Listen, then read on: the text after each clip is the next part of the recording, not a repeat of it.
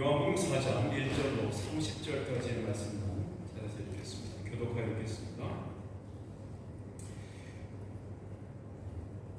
예수께서 제자를 삼고 세례를 베푸시는 것이 요한보다 많다 하는 말을 바리새인들이 들은 줄을 주께서 아신지라.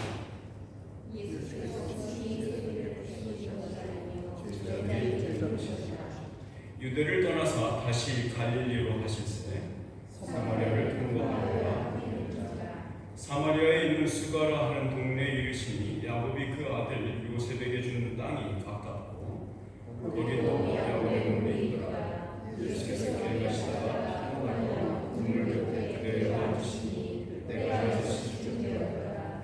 사마리아 여자 한 사람이 물을 기르러 왔음에 예수께서 물을 좀 달라 하시니 제자들이 가서 그 동네에 들어갔습니다. 사마리아 여자가 이르되 당신은 유대인으로서 어찌하여 사마리아 여자인 나에게 물을 달라 하나이까 하니 이는 유대인이 사마리아인과 상종하지 아니함이로라.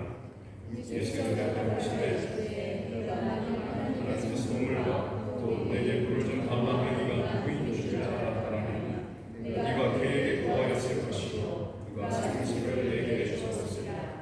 여자가 이르되 주여 물 기를 그릇도 없고 이 우물은 깊은데 어디서 당신이 그 생수를 얻겠사옵나이까? 우리 조상의 아버지 이 아무를 물을 우리에게 주셨고 또 여기서 자기와 자기 아들과 짐승이라 하셨는데 당신이 여기다 합니까? 예수께서 대답하여 이르시되 이 물을 마시는 자마다 다시 목마르려니와 내가 주는 물을 마시는 자는 영원히 목마르지 아니하리니 내가 주는 물은 그 속에서 영생하도록 솟아나는 샘물이 되리라. 여자가 이르되 주여 그런 물을 내게 주사 목마르지도 않고 또 여기 물 기르러 오지도 않게 하옵소서. 이르시되 가서 내 남편을 불러오라. 여자가 대답하여 이르되 나는 남편이 없나이다. 예수께서 이르시되 네가 남편이 없다 하는 말이 옳도다. 너에게 남편 다섯이 있었고 지금 있는 자도 내 남편이 아니니 네 말이 참되다. 여자가 이르되 주여 내가 보니 선지자로서이다. 우리 조상들은 사슴에게 내가 보시기에 예루살렘에 있다. 예수께서 이르시되 여자여 내 말을 믿으라. 이 산에서도 말고 예루살렘에서도 말고 너희가 아버지께 예배할 때가 이르리라. 너희가 알지 못하는 것을 예배하고 우리는 아는 것을 예배하노니 이는 구원이 유대인에게서 나니라. 아버지께 참되게 예배하는 자들은 영과 진리로 예배할 때가 오나니 곧 이때라. 아버지께서는 자기에게 이렇게 예배하는 자들을 찾으시느니라. 하나님은 영이시니 예배하는 자가 영과 진리로 예배하시니라. 여자가 이르되 메시아 곧 그리스도라 하는 이가 오실 줄을 내가 아노니 그가 오시면 모든 것을 우리에게 알려주시리이다. 예수께서 이르시되 내게 말하는 내가 그라 하시니라. 이때 제자들이 돌아와서 예수께서 여자와 말씀하시는 것을 이상히 여겼으나 무엇을 구하시나이까 어찌하여 그와 말씀하시나이까 묻는 자가 없더라. 여자가 물동이를 버려두고 동네로 들어가서 사람에게 이르되 내가 행한 모든 일을 내게 말한 사람을 와서 보라. 이는 그리스도가 아니냐 하니 그들이 동네에서 나와 예수께로 오더라. 아멘. 아멘. 자리에 앉으시기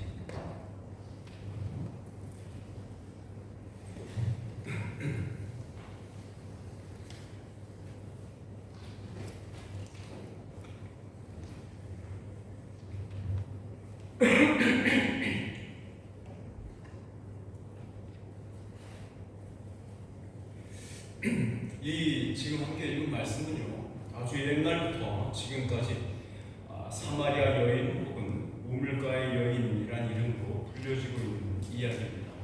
근데 아직도 우리의 흥미를 집중시킬 만한 너무도 재미있는 이야기입니다.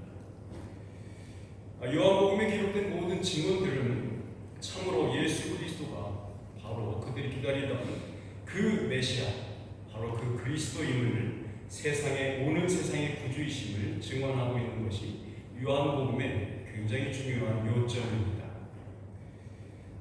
우리는 지금 우리가 읽었던 이 4장 말씀 바로 앞에는요 그 유대라는 사회에서 최고 엘리트 그룹이면서 그 중에서 가장 뛰어난 사람, 그러니까 유대의 최고봉을 대표하는 사람이었던 니고데모가 예수님을 찾아와서, 밤에 찾아와서 결국 예수님으로부터 구원을 받는 장면이 나옵니다. 자, 그런데 바로 그 다음 장에 우리가 읽은 지금 4장에는요, 그때 당시 이스라엘 사람들이 발가락의 때만큼도 여기지 않았던 사마리아인들, 바로 그 사마리아인 마을에 예수님께서 직접 찾아오시는 이야기가 바로 우리가 지금 읽은 그 이야기입니다. 한번 비교해 보세요. 3장에서는 니고데모, 이 유대에서 최고봉이었던 니고데모가 예수님을 방문합니다. 예수님을 찾아왔죠. 근데 4장에서는 예수님께서 가장 밑바닥에 있던 최하위 계층에 속한, 그것도 사마리아인이고 그것도 여자인 그에게 예수님께서 찾아가시는 사건이 오늘 4장의 말씀입니다. 당대의 사마리아라고 하는 지역은요, 하늘로부터 주어지는 선물인 구원과는 가장 거리가 먼 곳이었습니다. 마치 아주 너무너무 깊은 골짜기 같아서 그 골짜기 안에 들어가면 하늘이 전혀 보이지 않을 만한 그렇게 깊은, 구원과는 먼, 하나님과는 먼 곳처럼 느껴졌던 곳이 사마리아였습니다. 재밌는 것은 오늘 말씀 속에서 보셨듯이 니고데모에게 하나 예수 그리스도의 구원이 임했던 것처럼 이 이야기 속에서 그 사마리아 여인에게도 구원이 똑같이 임했다는 이야기가 바로 오늘 이야기입니다. 마치 이것은요, 예수님께서 사도행전에서 승천하시기 직전에 제자들에게 말했던 오직 성령이 너희에게 임하시면 너희가 권능을 받고 예루살렘과 온 유대와 사마리아와 땅끝까지 이르러 내 증인이 되리라 라고 말씀하셨던 그 순서와 너무도 일치합니다. 제자들에게 가르치신 방법 그대로 예수님은 그 사역을 하고 계셨던 겁니다. 그렇죠? 예루살렘 성전 청소가 2장에 나오거든요. 그리고 나서 3장에 니고데모를 만난 장면, 그리고 4장에 와서 사마리아를 찾으시는 예수님, 너무 일치하지 않습니까? 이것은 아주 흥미롭게도 세례 요한을 통해서 자신에게 속한 모든 이 세상의 우주적 교회를 대표하시는 예수 그리스도 자신이 세례를 받죠. 그리고 성령 충만을 받으신 후에 이어지는 2장에서 말씀드렸듯이 성전 청결 사건이 있습니다. 그리고서 3장에 니고데모 이야기가 나오고 4장에 이 사마리아 여인을 만나는 장면이 나오죠. 온 유대와 사마리아와 땅끝까지 이르는 그 순서 그대로 적용되고 있죠. 오늘 이 사마리아 여인이 우리에게 이렇게 온 것은 아마도 사도 요한은 의도적으로 이것을 그렇게 순서적으로 배열한 것 같습니다. 본래 하늘의 통치자이시며 창조자이셨던 그 빛이 땅에 속한 사람의 모습을 입고 이 땅에 나셨습니다. 그렇게 하셔야만 했던 까닭은 땅에 속한 자들에게 구원을 주시기 위함이었습니다. 위로부터 오신 이로부터 하늘의 일을 듣고 믿는 자에게만 영생이 선물로 주어집니다. 자연인은 하나님을 찾는 구도자일 수 없습니다. 존재론적으로 불가능한 일입니다. 땅에서부터 아무리 높은 탑을 쌓아도 천국에 닿을 수 없는 것과 같은 이치입니다. 반대로 하나님만이 진리의 영으로 예배하는 자를 찾으시는 분이십니다. 이 진리의 영은 하늘로부터 내려오는 동아줄과도 같습니다. 여러분들은 하나님께서 참된 예배자로 혹은 참된 구도자로 여러분은 발견되셨습니까? 오늘의 말씀이 우리 개개인들의 거룩한 하나님의 임재 앞에서의 삶 속에서 그의 구원의 백성으로 발견된 자임을 확인하는 시간이 되기를 주님의 이름으로 축원합니다. 아멘. 이 본문을 읽으면서 드는 첫 질문은 이것이었습니다. 아니 왜 예수님은 굳이 사마리아 지경을 관통해서 갈릴리로 가려고 하셨던 것일까요? 왜 굳이 사마리아를 통해서 가려고 하셨을까요? 왜냐하면요, 당시에는 유대인들이 갈릴리 지역에서 유대 지역으로 돌아올 때, 예루살렘 지역으로 돌아올 때는 이용했던 길이 딱 하나가 있었습니다. 그것은요, 요단강을 건너가서 지금의 요르단 쪽입니다. 요르단 나라 그쪽에 요단강을 건너서 해변 강변길로 따라서 쭉 내려와가지고 처음에 이스라엘 백성들이 건너서 여리고로 들어갔던 그 요단강을 다시 건너서 예루살렘과 여리고 지역으로 들어오는 방법입니다. 우회하는 거죠. 근데 왜 예수님께서는 굳이 그렇게 가지 않으시고 사마리아로 통과하려고 하셨던 걸까요? 1절에 보시면 예수께서 제자를 삼고 세례를 베푸시는 것이 요한보다 많다 하는 말을 바리새인들이 들은 줄을 주께서 아신지라 라고 표현되어 있죠. 자, 그러니까 이 4장 말씀의 배경에 이 1절 말씀이 주는 이 내용은 뭐냐면요, 이러한 긴장 관계가 있었다 하는 겁니다. 누구와의 긴장 관계입니까? 세례 요한의 제자들과 예수님의 제자들과의 긴장 관계가 있었다는 겁니다. 이런 어떤 긴장 관계냐면 바로 그 앞장에 나와요. 3장의 말씀 한번 볼까요? 우리 25절 말씀 보시죠. 25절과 26절 한번 읽어봅시다. 시작. 이에 요한의 제자 중에서 한 유대인과 더불어 정결 예식에 대하여 변론이 되었더니 그들이 요한에게 가서 이르되 라비여, 선생님과 함께 요단강 저편에 있던 이 곧 선생님이 증언하시던 이가 세례를 베풀매 사람이 다 그에게로 가더이다. 이렇게 써 있죠.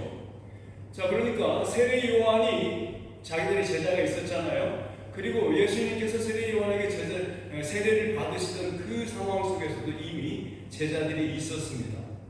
그런데 그때부터 어떤 일이 벌어지냐면 세례 요한의 제자 중에서 두 사람이 예수님을 따라가려고 세례 요한에게 물어봅니다. 제가 따라가도 되겠습니까? 세례 요한이 옳거니 그럼 따라가 라고 합니다. 그리고서 시간이 흐르면서 세례 요한의 제자들도 같은 장소에서 세례를 베풀고 있었고 예수님의 제자들도 인근에서 세례를 베풀고 있었습니다. 세례 요한이 세례를 베풀던 장소는 아마 두 곳으로 나옵니다. 한 곳은 베다니 지역입니다. 그러니까 요단강에서 사해가 끝나는 북단 지역에서 여리고로 넘어가는 요단강 그 건너는 나루터 지역이죠. 그 지역에서 세례를 베풀었던 곳과 그리고 에논이라고 부르는 곳이 있어요. 베시안이라는 곳에서 약간 밑에 떨어진 남쪽인데 그쪽도 이 요단강을 건너서 갈릴리 지역으로 올라갈 때 왔다 갔다 왕래를 했던 뭐랄까요, 나루터와 같은 지역이죠. 그래서 세례 요한은 여기 두 곳에서 세례를 베풀고 있었죠. 그런데 아마도 예수님께서 사마리아로 관통해서 가시려고 했던 이유는 이 그대로 원래 다니던 길로 해서 에론 쪽으로 들어가다 보면 바로 또 세례 요한의 제자들과 또 마찰이 일어날 수 있고 부딪힐 수 있으니까 아마도 이 사마리아의 길을 관통하려고 하셨던 것으로 보입니다. 그 첫 번째 이유고요. 두 번째 이유는 아니면 그게 정말 중요한 문제가 아니었더라면 아마도 이렇게 써 있는 것과 관련이 있는 것 같습니다.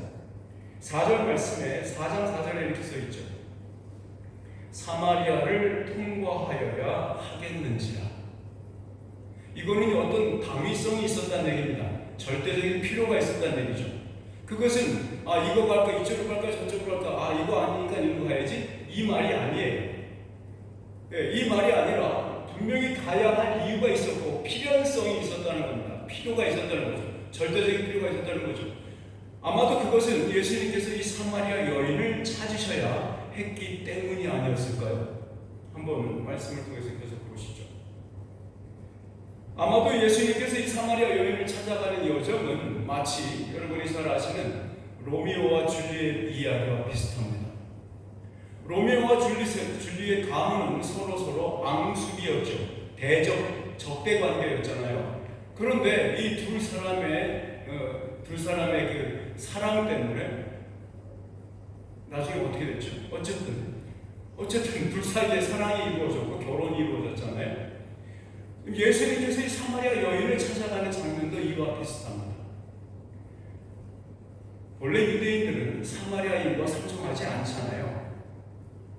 자, 5절과 6절에 있는 말씀 한번 찾아보시죠. 5절과 6절 한번 읽어볼까요? 시작. 사마리아에 있는 수가라 하는 동네에 이르시니 야곱이 그 아들 요셉에게 준 땅이 가깝고 거기 또 야곱의 우물이 있더라. 예수께서 길 가시다가 피곤하여 우물 곁에 그대로 앉으시니 때가 6시쯤 되었더라. 이 이야기는요, 이 야곱의 우물에 관한 레퍼런스라고 할까요? 구절은 미리 나온 구절은 창세기 33장에 나오고요, 여호수아서에서도 나옵니다.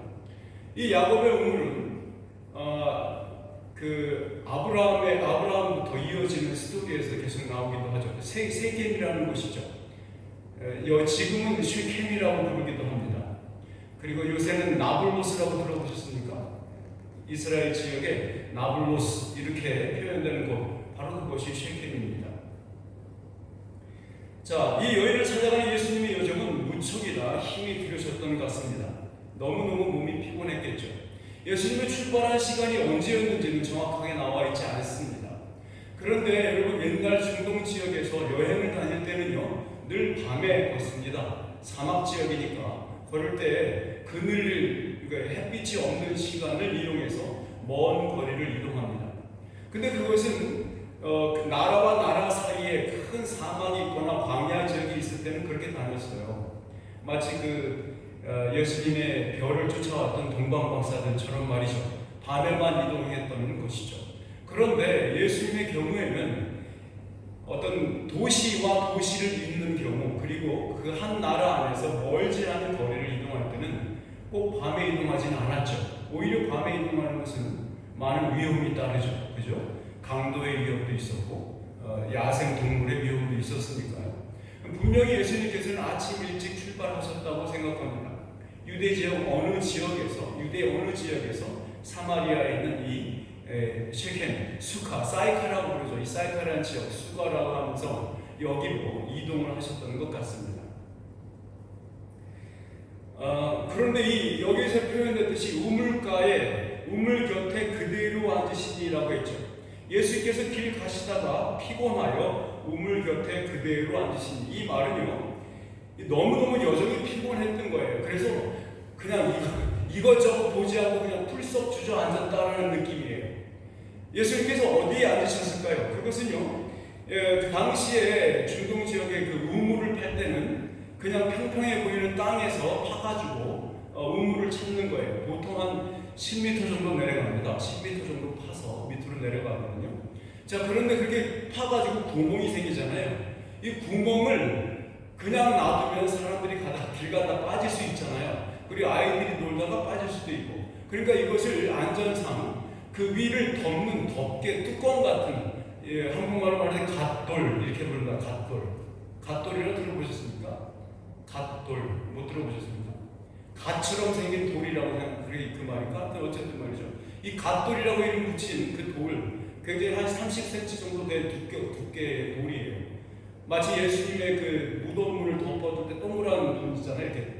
이렇게 큰 돌을 이렇게 무덤물을 덮었던 동그란 돌 같은 거죠. 동그랗게 생긴.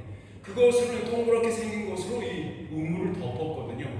바로 그 우물 덮었던 그 돌, 우물 커버, 그렇게 말하면 좋겠네. 그 우물의 커버를 돌로 했는데 그 커버에 그냥 풀썩 주저앉으셨다, 이 말입니다. 자, 그런데 여기서 보면 때가 6시쯤 되었더라라고 되어 있죠. 근데 6시쯤이라는 말을요, 두 가지로 해석합니다. 어떤 분들은 어떤 버전에는, NRB나 이런 버전에는 정오 12시로 표현되어 있어요. 자, 그런데 조금 문제가 있는 게 뭐냐면, 요한복음은 로마인, 헬라인들을 대상으로 쓰여진 복음이에요. 그래서 이 시간을 말할 때 헬라인들이 이해할 수 있는, 로마 사람들이 이해할 수 있는 시간을 썼다는 거죠. 그 증거는 예수님께서 십자가에 달리시는 장면에 나오는 그 시간 표시에도 나옵니다. 그때도 6시에 달리셨다, 6시에 법정에 들어가셨다, 빌라도의 법정에 쓰셨다, 이런 말이 나오거든요. 아침 6시거든요. 근데 이것을 유대식으로의 시간으로 생각하면 낮 12시가 돼요. 이해하시지 무슨 말씀인지. 자, 그러니까 요한복음에 나오는 전체 시간 이야기를, 시간으로 표현된 그 시계를 어느 부분은 유대력으로 얘기했고 어느 부분은 헬라식으로 얘기했다라고 말하면 좀 곤란하죠. 그래서 이 말은 제 생각에는 이 6시쯤 됐다라는 말은 지금 우리가 쓰는 6시와 같다고 보면 됩니다. 오후 6시가 분명하죠. 왜냐하면 예수님께서 그 여정을 출발하는 것은 아마도 오전 6시 경이었을 것이니까요. 5시나 아침 일찍 출발하니까 해가 뜨자마자 뜨기 전에 출발할 수도 있으니까. 자, 그러니까 이것은 오후 6시쯤으로 보는 게 부분적으로 맞습니다. 저는 이 요한복음 전체 시각에서 묘사의 통일성도 고려하고 이 이야기의 흐름을 고려해 볼 때 오후 6시가 더욱더 타당해 보입니다. 왜냐하면 오전 6시가 아닌 이유는 이 제자들이 어디에 갔다고 했습니까? 동네에 들어갔다고 했잖아요. 이 동네에 들어갈 때 뭐 하러 갔어요? 먹을 것을 사러 들어갔다 이렇게 써 있지 않습니까? 아침 6시에 먹을 것을 사러 가는 사람은 없죠. 제과점이 그렇게 일찍 문을 안 열죠. 그렇죠? 그리고 한낮에 일을 안 합니다. 보통 중동에서는. 자, 그래서 그것이 오후 6시로 보는 것이 더 타당하죠. 자, 7절 말씀 보시죠. 7절 말씀에 드디어 예수님과 이 여인이 조우합니다. 7절 말씀 한번 읽어볼까요? 시작. 사마리아 여자 한 사람이 물을 길러 왔음에 예수께서 물을 좀 달라 하시니. 자, 왜 예수님께서 사마리아 여인에게 물을 달라고 하실까요? 아니, 스스로 물을 길어서 드시면 되잖아요. 그렇죠? 근데 왜 사마리아 여인에게 물을 달라고 요청하는 걸까요? 8절 말씀에 이렇게 써 있어요. 이는 제자들이 먹을 것을 사러 그 동네에 들어갔음이라. 뭐냐면요, 당시의 여행객들은 반드시 지참해야 하는 필수품이 있었습니다. 그 필수품은 뭐냐면요, 물을 뜰 수 있는 두레박 같은 겁니다. 근데 이 두레박은 지금처럼 이렇게 무슨 플라스틱이나 이렇게 고체가 아니고요, 이렇게 가죽 부대, 여러분 세포도주는 새 부대, 그 부대가 가죽으로 만든 소형통 같은 거거든요. 그것을 가지고 여러분들 옛날 아라비아 로렌스 같은 영화 보시면 그 가죽 부대에 물을 담아서 이렇게 마시기도 하는 거, 영화 좀 보세요. 그런 게 나오거든요. 그런 가죽으로 만들어진 입구가 이렇게 있는 주머니 형태의 가죽이죠.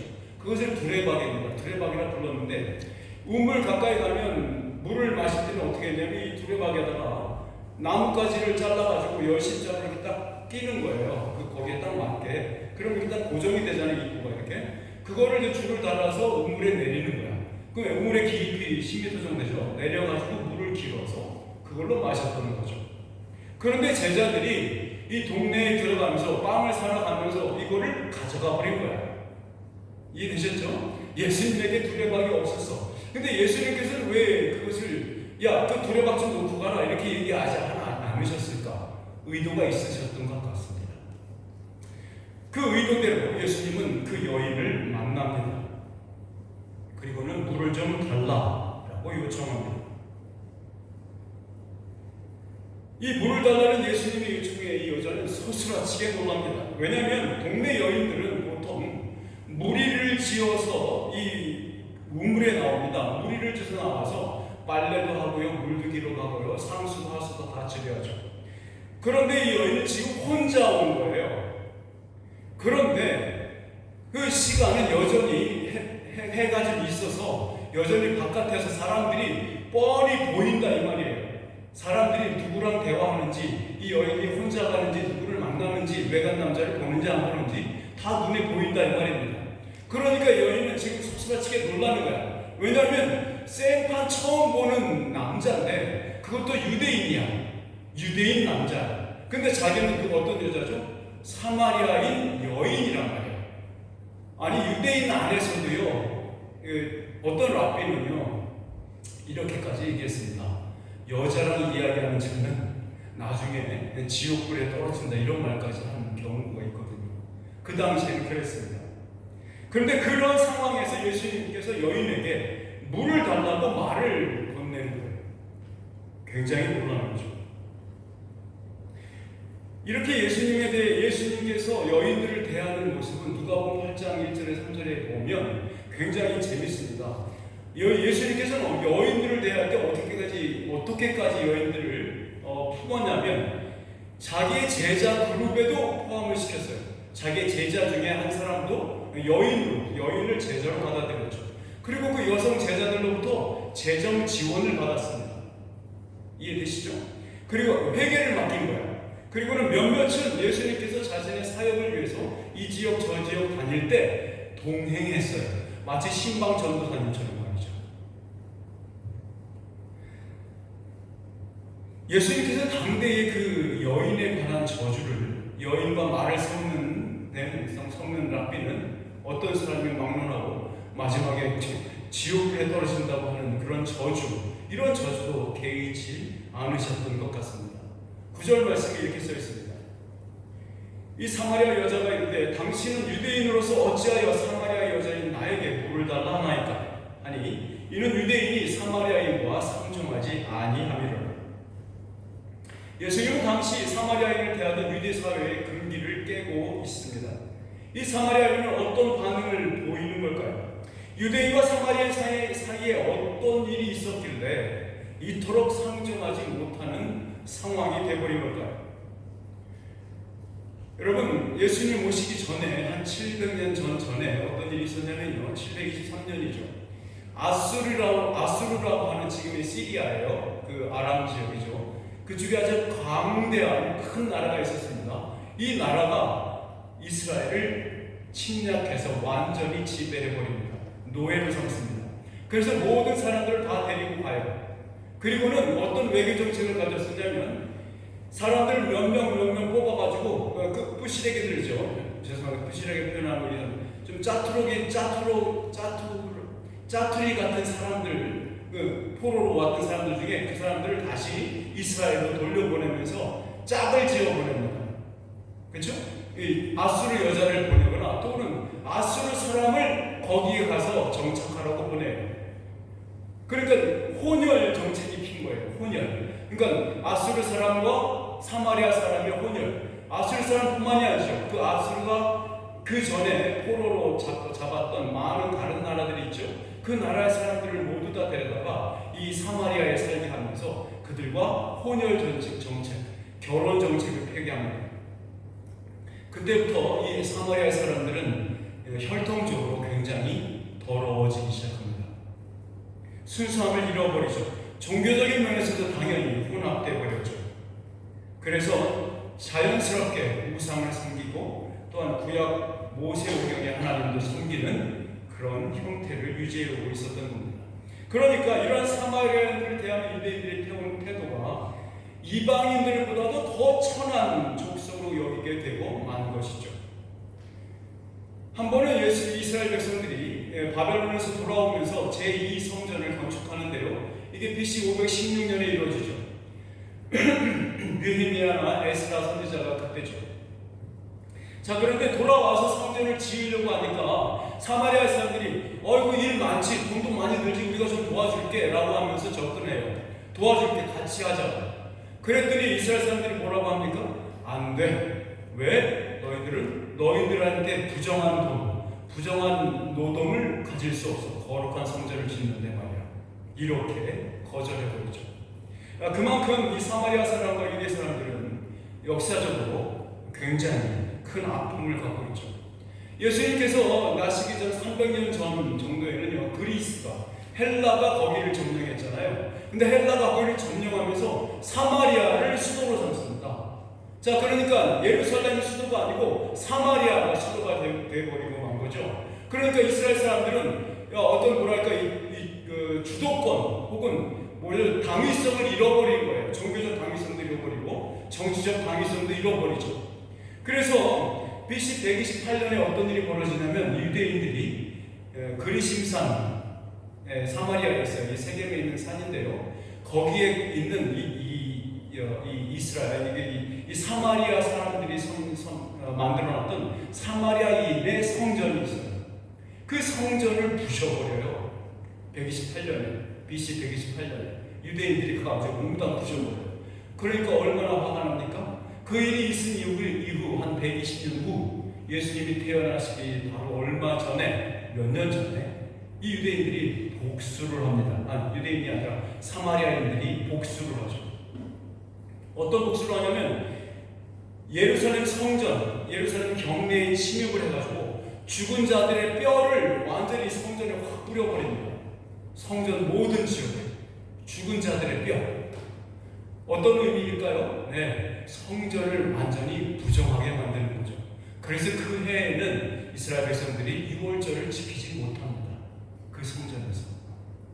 그러니까 치고받고 하는 싸움이 계속해서 복수가 계속 이어지고 있는 사이가 바로 예루살렘과 이스라엘과 사마리아, 유대와 사마리아인의 사이에 이런 관계가 있었다는 거죠. 이 갈등은 좀처럼 해결될 기미가 없었고 좀처럼 해소될 수 있는 어떤 의미도 어떤 정치적 행사도 있을 수 없었던 것처럼 보입니다. 그것도 사마리아인에게 여인에게 예수님은 도움을 요청하고 있는 거예요. 나는 지쳤어. 난 도움이 필요해. 날 좀 도와줄 수 있으세요? 라고 묻는 겁니다. 물 좀 달라 라고 하는 말입니다. 여러분, 물이라고 하는 것은 예나 지금이나 생명을 유지하는 가장 중요한 요소입니다. 사람도 물 없이 살 수 없죠. 굶으면 일주일은 가죠. 40일까지 가시는 분 있잖아요. 삶을 비우실 필요는 없습니다. 그런데 물을 끊으면 단 4일, 단 5일이면 죽습니다.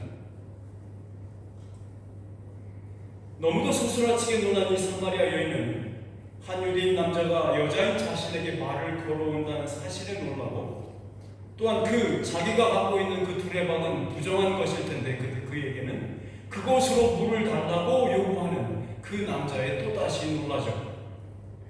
여인은 예수님께 묻습니다. 유대인 남자인 당신이 어떻게 사마리아 여인인 제게 물을 달라고 도움을 구하십니까? 라고 말이죠.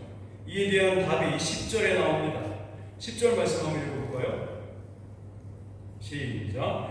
예수께서 대답하여 이르시되 네가 만일 하나님의 선물과 또 내게 물 좀 달라 하는 이가 누구인 줄 알았더라면 네가 그에게 구하였을 것이요 그가 생수를 네게 주었으리라. 자, 예수님께서 지금 언급하신 하나님의 선물은 사마리아인들에게도 익숙한 단어였습니다. 당대의 모든 유대인이나 사마리아인이나 말이죠. 유대인들이 사용했던 마탄 토라라는 용어가 있습니다. 이 마탄이라고 하는 말은 주어지다, 받았다라는 것으로 선물이라는 뜻입니다. 여러분이 잘 아는 선지자 이름 중에 나단 선지자 아시죠? 나단. 그죠? 영어 잉글리시 이름으로는 네이선이라고 부르잖아요. 바로 그게 주어지다, 받았다, 선물이다 이런 뜻입니다. 여기서 마탄이라고 하고 마탄 토라라고 부르는 이름이 모세 오경을 대치했었어요. 유대인. 이 사마리아인들에게도 이 마탄 토라라는 말은 똑같은 의미를 가지고 있었고, 사마리아인들은 바로 이 모세 오경만을 하나님의 말씀으로 받아들인 사람들이었습니다. 그래서 사마리아인들이 이해했던 하나님은 선지서도 없고 예언서도 없고 역사서도 없고 시가서도 없는 모세 오경만을 하나님의 말씀으로 숨기며 살았던 사람들입니다. 말씀드린 대로 혼합해서 우상과 함께 말이죠. 자, 그런데 예수님께서 지금 이 말씀을 하시면서 두 가지 큰 변혁, 레볼루션을 일으키고 있습니다. 뭐냐면 첫 번째는 하나님의 선물로 여겨졌던 그 토라와 물을 달라고 요구하고 있는 자기 자신을 동일시하고 있다는 겁니다. 자, 이해하시죠? 지금까지는 유대와 이스라엘 사람, 사마리아 사람들은 이 선물을 뭐로 이해했다고요? 성경 말씀, 모세 오경으로 이해했다고요. 그런데 사마리아인들에게는 모세 오경뿐이었고 유대인들에게는 시가서까지 포함한 모든 말씀이 하나님의 선물로 여겨졌던 하나님의 말씀으로 받았던 구약 성경이죠. 자, 그런데 예수님께서는 이 말씀하시면서 뭐라고 말하냐면 그 하나님의 선물 마탄 토라를 말씀, 어떤 쓰여진 두루마기 성경을 아니라 그게 바로 누구다라고 말한다고 있습니까? 바로 자기 자신이다라고 말하는 거예요. 그게 첫 번째 변혁이었고요. 두 번째는 하나님의 선물이라고 했던 마탄 토라의 용어를 뭐로 바꾸고 있습니까? 생수로 바꾸고 있는 거예요. 하나님의 선물 마탄 토라를 생수로 병치시키고 있는 겁니다. 이 말은 선지자 이사야의 말이 그대로 성취된 것입니다. 우리 이사야에 있는 말씀 한번 찾아보면 좋겠습니다. 구약성경 1018페이지 정도 있습니다. 이사야서 42장에 있는 말씀인데요. 이사야서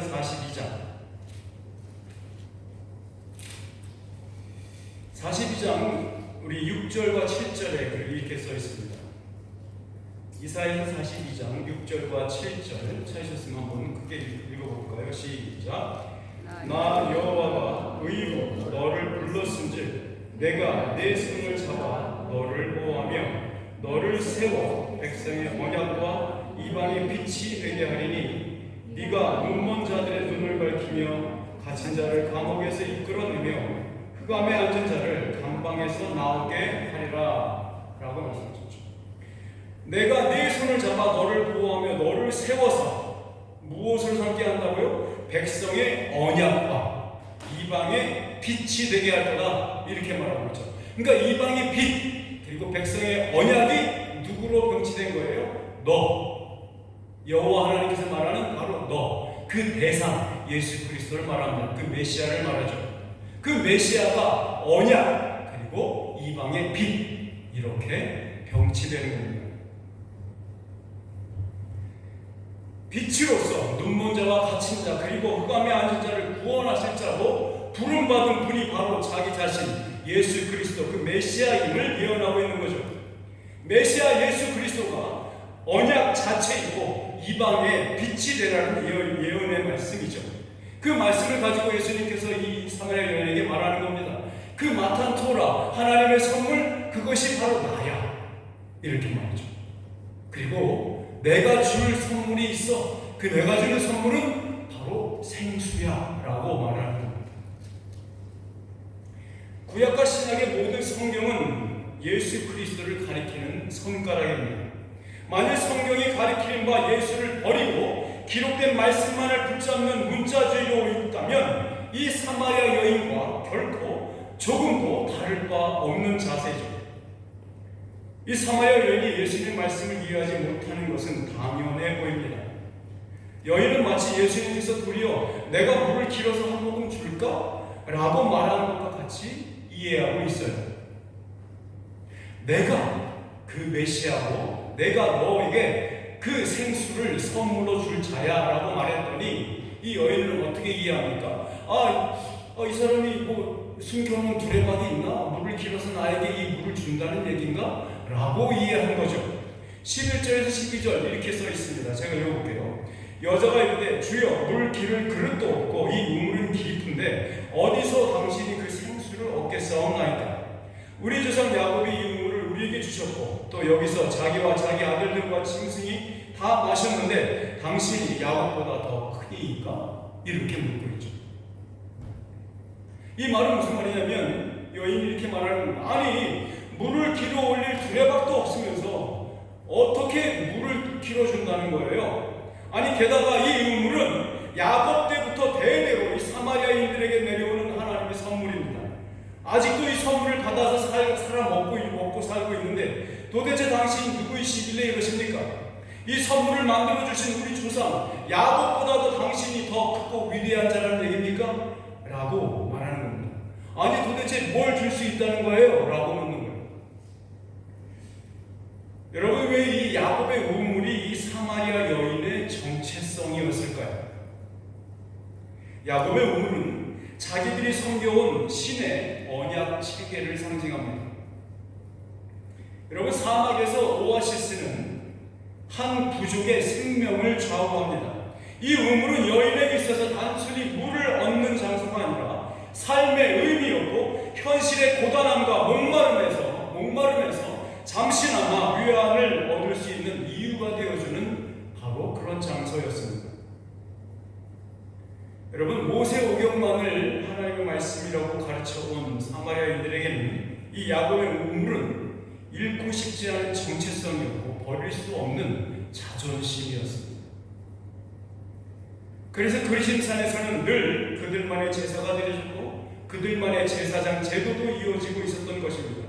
이 사마리아 여인은 이 야곱의 우물을 가리키면서 그의 조상이 준 그 우물로 인해서 그의 후손들인 자신들이 지금 생명을 유지하고 있다 난 그것을 자랑하고 있다 이 말입니다.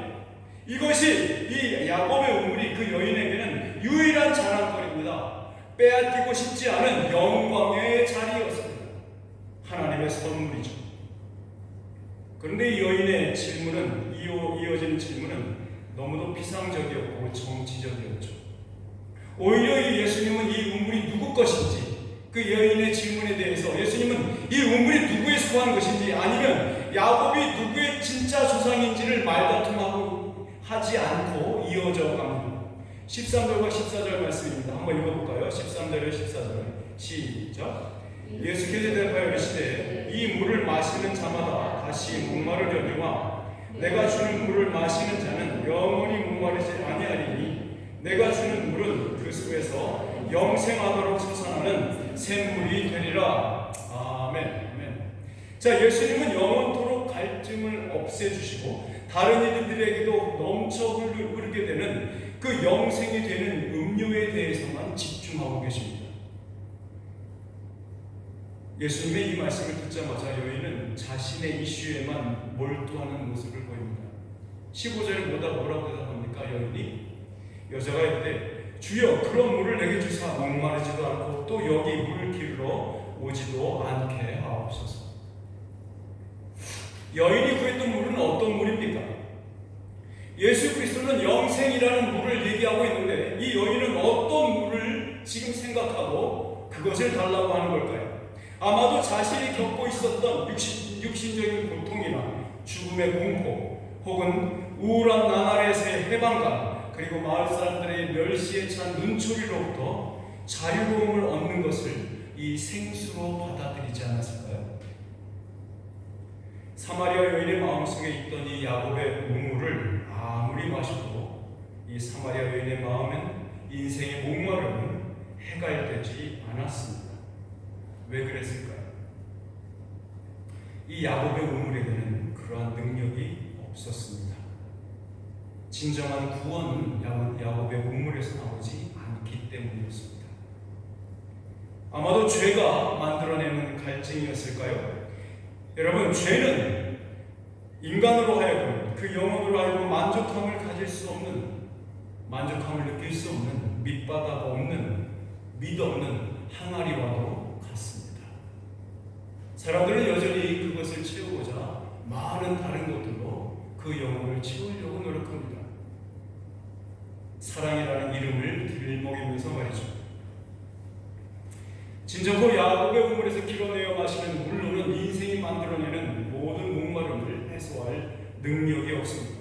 예수님은 이 사마리아 여인 속에 죄의 문제를 드러내시고 계셨습니다. 죄는 인간의 인격을 구성하는 정체성과 자존심의 깊은 그 안쪽에 꽈리를 튼 뱀과도 같습니다. 17절에서 사마리아 여인은 뭐라고 대답합니까? 나는 남편이 없나이다 라고 말이죠. 이어지는 18절에서 예수님은 그래 네 말이 맞다. 그런데 다 맞는 것은 아니야 라고 여인이 숨기고 싶어 하는 바로 그 비밀을 예수님은 드러내고 계십니다. 여인은 생각했을 겁니다. 아니 이 양반이 도대체 이걸 어떻게 알지? 도대체 이 사람은 뭐하는 사람이야? 라고 생각했을 것 같습니다. 19절에 사마리아 여인은 예수님을 그저 그런 유대인 남자에서 이제 선지자라고 축혀서 세워 불러주고 있습니다. 여자가 이르되 주여 내가 보니 선지자로서이다. 지렁이도 밟히면 꿈틀하죠. 이 사마리아 여인도 한 손가락 하는 것 같습니다. 20절에서 24절 말씀 한번 같이 읽어보겠습니다. 20절에서 24절 시작. 우리 조상들은 이 산에서 예배하였는데 당신들의 말은 예배할 곳이 예루살렘에 있다 하더이다. 예수께서 이르시되 여자여 내 말을 믿으라. 이 산에서도 말고 예루살렘에서도 말고 너희가 아버지께 예배할 때가 이르리라. 너희는 알지 못하는 것을 예배하고 우리는 아는 것을 예배하노니 이는 구원이 유대인에게서 남이라. 아버지께 참되게 예배하는 자들은 영과 진리로 예배할 때가 오나니 곧 이때라. 아버지께서는 자기에게 이렇게 예배하는 자들을 찾으시느니라. 하나님은 영이시니 예배하는 자가 영과 진리로 예배할지니라. 자, 예수님께서 지금 뭐라고 말씀하시고 계시냐면요, 예수님은 예루살렘에서의 예배도 그리심산에서의 예배도 다 모조품이다 라고 선언하고 있는 겁니다. 진짜가 아니야, 그림자다 라고 말하는 거예요. 구원을 알려주는 지식은 사마리아가 아니라 반드시 유대에게서 나는 게 맞아. 내가 여기 서 있잖아, 유대인이잖아, 이렇게 말하는 거죠. 그런데 그 세상은 이미 지나갔어. 지금은 진리의 영으로 예배할 때야라고 가르치고 있습니다. 성령과 실체인 진리로 예배하는 자를 찾으시는 그 하나님을 사마리아 여인에게 이렇게 요구하는 겁니다. 바로 그 하나님을 네 눈을 들어서 쳐다보아라 라고 말하고 계시는 겁니다. 25절에 이렇게 말합니다. 여자가 이르되 메시아 곧 그리스도라 하는 이가 오실 줄을 내가 아무리 그가 오시면 모든 것을 우리에게 알려주시리이다. 여인은 말합니다. 나도 메시아가 올 것이라는 것쯤은 알아요. 그렇죠? 근데 그가 오시기만 하면 우리 모두에게 알려주실 겁니다. 당신이나 나나 그리고 사마리아인이나 예루살렘 이스라엘인이나 모두에게 그 메시아가 알려주실 겁니다 라고 말해요. 이에 예수님께서 26절에 이렇게 대답하십니다. 예수께서 이르시되 너에게 네게 말하는 내가 그라 하시니라.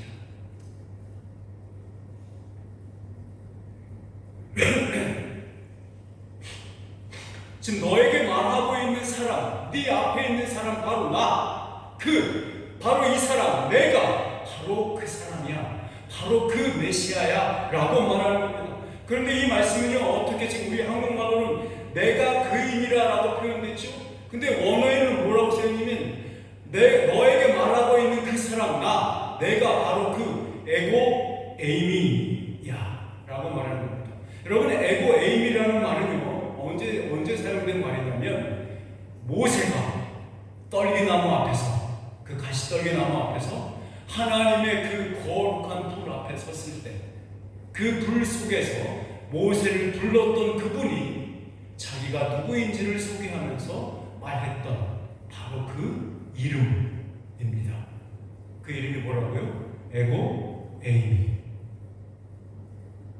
에고 네 어미야 이게 아니라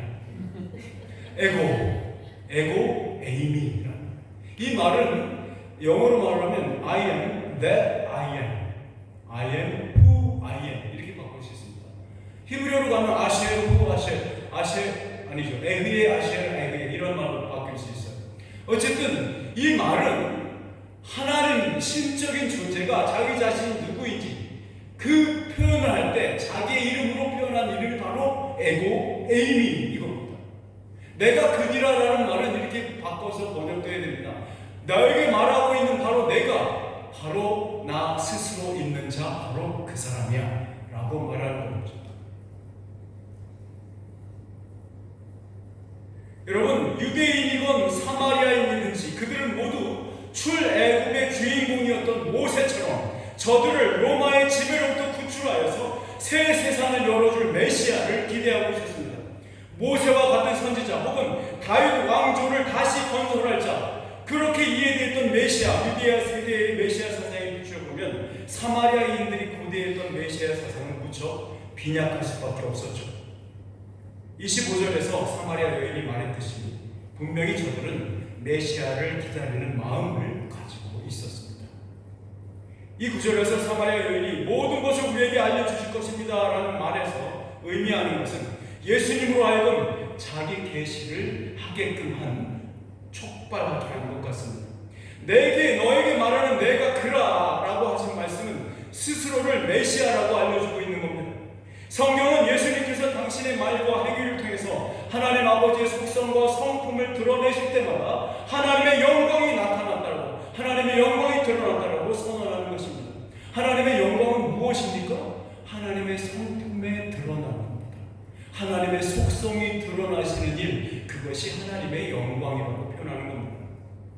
우리 아까 찾아봤던 이사야서 42장의 말씀을 한번 볼까요? 이사야서 42장 말씀 다시 한번 가봅시다. 이사야 42장 1018페이지 정도 42장 8절과 9절 말씀을 보시죠. 8절과 9절. 자, 한번 같이 한번 읽어볼까요? 시작. 나는 여호와이니 이는 내 이름이라. 나는 내 영광을 다른 자에게 내 찬송을 우상에게 주지 아니하리라. 보라, 전에 일어난 일이 이미 이루어졌느니라. 이제 내가 새 일을 알리노라. 그 일이 시작되기 전에라도 너희에게 이르노라. 지금 이 일이 시작되기 전에 지금 알려주고 있다 이 말입니다. 그렇죠? 하나님께서 얘기합니다. 그런데 바로 7절, 아까 봤던 7절과 6절 말씀에 그 대상이 되었던 분이 바로 메시아 예수 그리스도인 거 아시겠죠?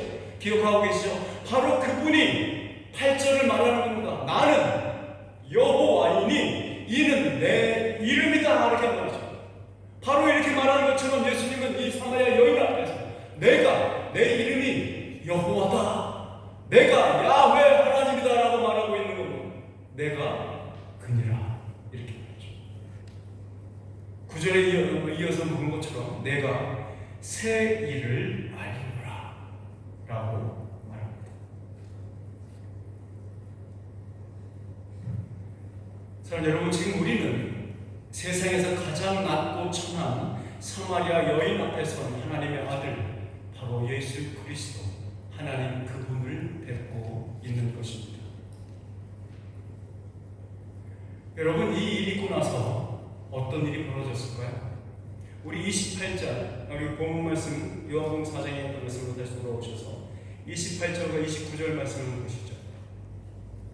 28절과 29절 같이 한번 읽어보겠습니다. 시작.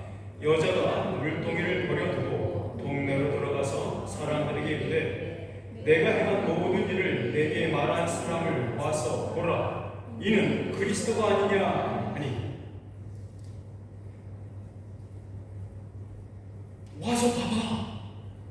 이 사람은 나의 과거만을 맞추는 게 아니야, 나의 미래만을 맞추는 게 아니야. 내가 누군지, 나라는 사람의 그 저변, 인생 전체를, 아이덴티티 전체를, 나의 존재 이유와 목적을 다 아시는 분이어서 이분이 나에게 존재의 의미를 알려줬어. 이분이 그리스도가 아니면 누구시겠니? 와서 봐라 라고 말합니다. 이분은 우리의 모든 것을 알고 계시는 분, 바로 그 메시아야 라고 말합니다. 사랑하는 여러분, 이 사마리아 여인은 기독교 역사상 최초의 여성 설교자였습니다. 보이십니까? 최초의 여성 설교자입니다. 그 결과로 30절 말씀이 이렇게 써 있습니다. 그들이 동네에서 나와 예수께로 오더라. 여러분, 자아로부터, 셀프라는 이 자아로부터의 해방뿐만 아니라 정치와 경제의 악함과 빈곤으로부터, 그리고 인간의 나약한 몸이 가지는 그 질병으로부터 고침받은 이 모든 것이 예수 그리스도가 가져오시는 그 구원의 내용들입니다. 표지들이죠. 죄와 사망으로부터 해방받는 것은 그것으로 끝이 아니라 도착해야 할 목적지가 있다는 것입니다. 이 구절은 예수님에게 왔다는 말로, 동네에서 나왔다라는 말로 목적지를 표현하고 있습니다. 바로 예수 그리스도가 목적지죠. 동네에서 나와서 예수 그리스도에게로 오는 장면이죠. 여러분, 메시아는 무엇을 하시는 분입니까? 인간을 하나님 아버지와 연합시키는 자, 그분이 메시아입니다. 그럼으로써 그는 우리에게 신적 생명의 풍성함을 누리는 바로 그 영생을 얻게 하는 자입니다. 그 영생을 선물로 주시는 분입니다. 영이신 하나님 아버지는 진리의 영으로 예배하는 자들과 교제하십니다. 이 거룩한 교제인 영생은 인간의 전 존재가 그 어떤 결핍이 없는 만족함을 누리는 유일한 예배의 시간이고 예배의 공간입니다. 한 가지 질문이 남았습니다. 하나님께서는 저와 여러분을 참된 예배자로 발견하고 계십니까? 여러분은 하나님의 눈에 참된 예배자로 서 있습니까? 예수님께서 친히 이 사마리아 여인을 찾아내셨던 것처럼 우리는 예수님으로부터 발견됐습니까? 어떻게 하죠? 우리 앞에 서 계신 예수 그리스도는 지금 우리에게 이렇게 말하고 있는 겁니다. 나는 스스로 있는 자다. 내가 야훼 하나님이다. 이 복된 사마리아 여인은 예수님을 육신의 눈으로 배웠습니다. 육신의 귀로 그 음성을, 그분의 음성을 직접 들었습니다. 지금 우리는 어떻게 주님의 음성을 그리고 그분을 배울 수 있습니까? 우리 히브리서 11장에 있는 말씀으로 가서 말씀을 맺고자 합니다. 우리 히브리서 11장을 보시죠. 신약성경 364쪽 정도 있습니다.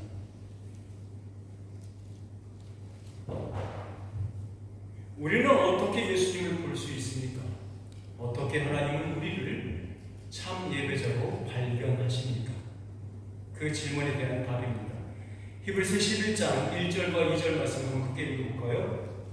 11장 1절과 2절 시작. 믿음은 바라는 것들의 실상이요 보이지 않는 것들의 증거니 선진들이 이로써 증거를 얻었느니라. 아멘. 아멘.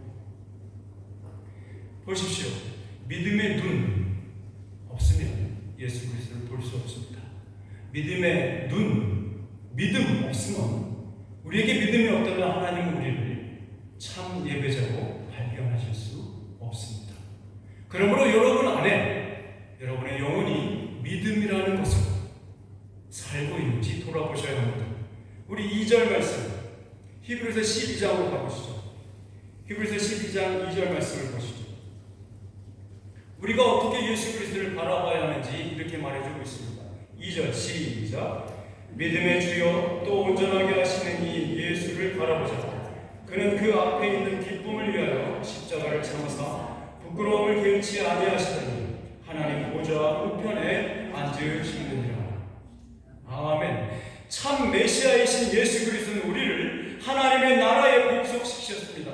우리로 하여금 참 예배를 드리게 함으로써 영생의 교제를 가능하게 하셨습니다. 우리는 어느 나라에 서 있을까요? 우리가 서 있는 땅, 우리가 사는 믿음의 땅은 어떤 땅일까요? 우리 같은 장 28절과 29절 말씀을 보겠습니다. 28절과 29절 읽어봅시다. 시작. 그러므로 우리가 흔들리지 않는 나라를 받았은즉 은혜를 받자. 이로 말미암아 경건함과 두려움으로 하나님을 기쁘시게 섬길지니 우리 하나님은 소멸하는 불이심이라. 사랑하는 여러분, 우리 모두는 이 불 앞에 서 있습니다.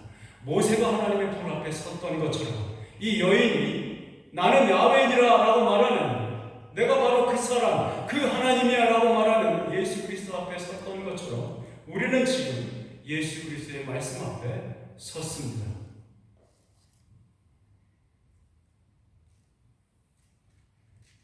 모세와 사마리아 여인처럼 우리에게도 똑같은 음성으로 말씀하고 계십니다. 그 음성을 들으셔야 합니다.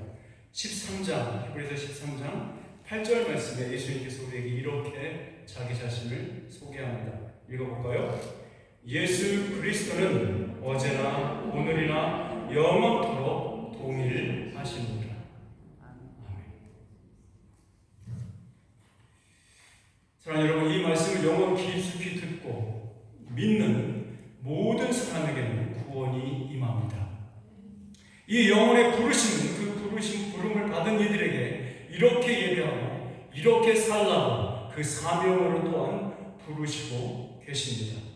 우리가 함께 일어나셔서 히브리서 13장 15절과 16절을 같이 한번 읽으면서 우리가 참 예배를 드리고 있는 자로, 또한 참 예배로 참 구도자고 참 예배자임을 믿음 안에서 확증할 수 있는 시간이 되기를 바랍니다. 15절과 16절 말씀을 같이 한번 읽겠습니다. 시작. 그러므로 우리는 예수로 말미암아 항상 찬송의 제사를 하나님께 드리자. 이는 그 이름을 증언하는 입술의 열매니라. 오직 선을 행함과 서로 나누어 주기를 잊지 말라. 하나님은 이 같은 제사를 기뻐하시느니라. 아멘. 사랑하신 아버지 하나님, 아버지 하나님, 이제 우리 앞에 선 예수 그리스도를 우리가 직면하는 믿음으로 주 예수 그리스도를 바라볼 수 있도록 하시고 믿음으로 하나님이 기뻐하시는 산 제사를 드릴 수 있도록 역사하여 주시옵소서. 성령님이 우리와 함께하여 주시고 부족하고 결핍된 그 모든 것들을 은혜로 채워주시사 우리로 하여금 하나님 앞에 선 참 예배자로 멋진 신앙의 눈으로 설 수 있도록 은혜 베풀어 주시옵소서. 예수 그리스도 이름으로 기도드리옵나이다. 아멘.